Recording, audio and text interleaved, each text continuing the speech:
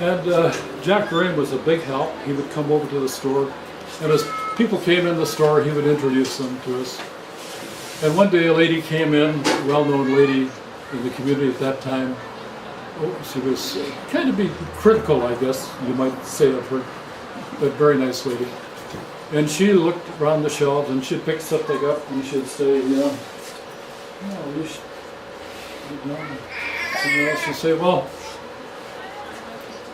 I don't know. She said, are you charging the right prices? And I said, well, like I said, we charge what we think is fair. I said, it's got to be fair to us, it's got to be fair to you, the customers. Well, I didn't mean that, she said. I don't think you're charging enough. She said, we don't want you going broke and having to leave, She said, maybe you better mark things up a little more.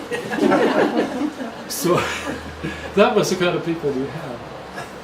And then we had the people who would phone at 2 or 3 o'clock in the morning and say, well, my child is ill, and I've just phoned Dr. Kindry in Squamish or Dr. Clark in Lillooet, and they're going to phone a prescription into you.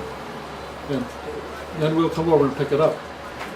And so this would happen every once in a while. And that first month we were here, the school principal came down to the store and said, well, you ever thought of teaching school? And I said, oh, come on, you gotta be kidding.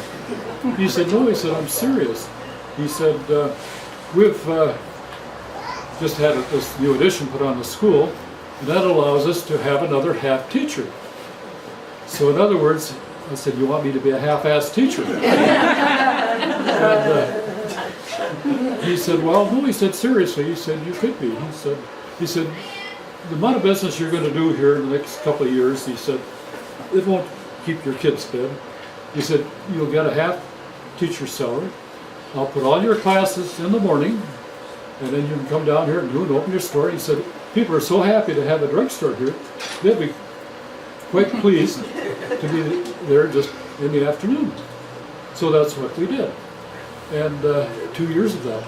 Now the kind of awkward part of that was you're trying to discipline kids in school in the morning, and in the afternoon you got to welcome them in and say, hey, nice to see you, John. They kind of think you're two-faced, I guess.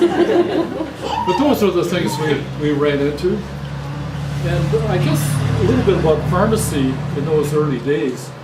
See, when I graduated from UBC in 1950, there were no synthetic drugs. They were unheard of. Penicillin was just starting to come on the market in about, in the late 40s, into the pharmacies. Streptomycin as an injectable had been around for a little while because it was developed during the war. But everything we had, most of it had to be compounded.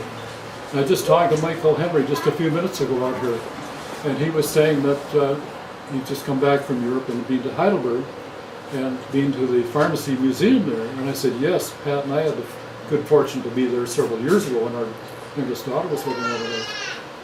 And he said, those big mortars and things, did you really use those?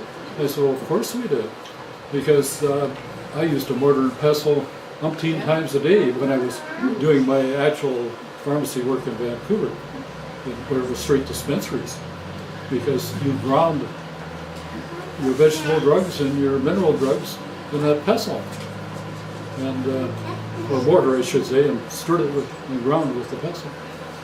So yes, those were the days. And if you needed a laxative, it would be Cascar or Senna, and something for your stomach would be one of the calcium manganetes or something along that line. So yes, that's the way it was. And we made our own capsules.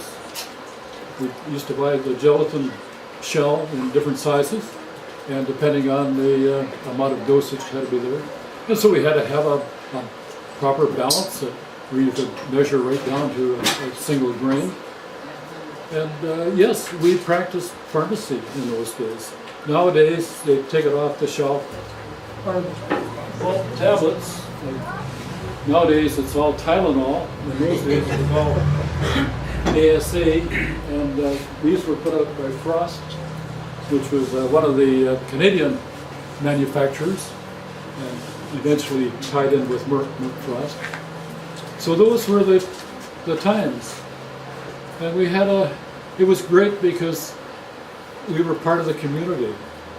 And this is, as any of you that have been here for any number of years know what a close-knit group this is. And it wouldn't matter who you were or what you needed, there'd be somebody there to help you out with it. And we never thought of the people as being our customers so much as all the people here were friends. That meant an awful lot to us because they helped us out in the tough times. They were there for us, and we appreciate that.